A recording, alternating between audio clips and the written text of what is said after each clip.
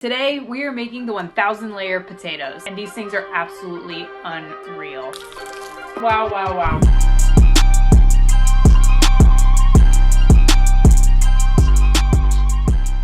So I'm keeping this potato recipe to a keep it simple episode because truthfully, it's not that hard, it's just annoying. All of the steps take like 40 years, it's just time consuming. So you're gonna get about 10 decent sized potatoes and you're gonna go ahead and peel every single one of those. If you have a potato peeler, that is ideal. It might take you a minute to get through 10 potatoes, but you know, this is the sacrifice we make for something that'll be sold for $20 at an upscale steakhouse restaurant. So once you have all of your potatoes peeled, you will need a mandolin or a tool along those lines for this next step. You need to get these sliced into like, I'm talking like potato chip thinness. They're like little potato Yu-Gi-Oh cards. Otherwise, you will not get the 1,000 layers that you're aiming for. From there, you're gonna get all of your sliced potatoes into a bowl and you are gonna pour into your bowl your butter. In my case, I had some rendered beef fat or clarified beef tallow, whatever you wanna call it. You can also use duck fat if you have it. Season with some salt and pepper. Toss those up so it's all combined, so all of the potato slices are covered. And what I like to do, just as a little backup to make sure everything stayed together when we went into the baking process, is I put in just a couple tablespoons of flour. Again, get all that tossed up. And now is the annoying part, or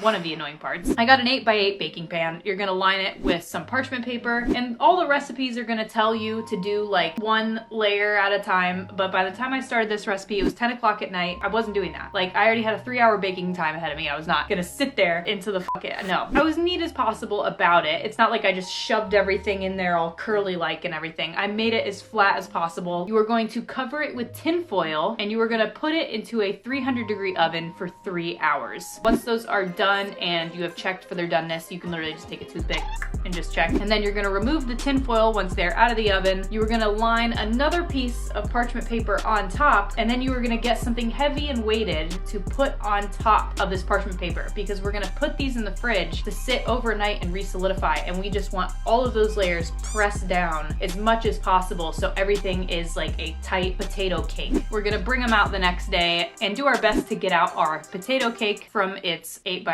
cooking pan. You get it onto a cutting board, and you're just gonna cut this up into squares as neatly as possible. Once you have your squares cut, you're gonna put them back into the baking sheet or any sort of baking pan or whatever lined with parchment paper, and you are gonna put all of these prepped squares into the freezer for 1 hour to chill before we deep fry. What did I tell you? I know you guys are watching this video like, holy f, there's so much time involved. Yeah, I know, that's what I said. That's what I said in the beginning of the video, that they're not hard, they're just needy and annoying. There's just so much to this process. So while those are chilling in the freezer, you are gonna get your pot ready with some vegetable or canola oil, and you are going to preheat that to anywhere between 300 and 375 degrees. My meat thermometer that I don't have a regular thermometer, does not go up that high. So I'm gonna assume my oil was around the 350 mark, and you are just gonna deep fry these in batches of 4 until they are a beautiful golden brown. Mine got a little darker than I'd wanted, but this is fine. And as soon as they come out of the fryer, you're gonna put them on a baking sheet. You gotta hit them with some flaky sea salt. If you don't have flaky sea salt, that's okay. You should buy some because it's really nice garnishing salt, but just hit them with some regular salt if that's all you have. And these are your 1,000 layer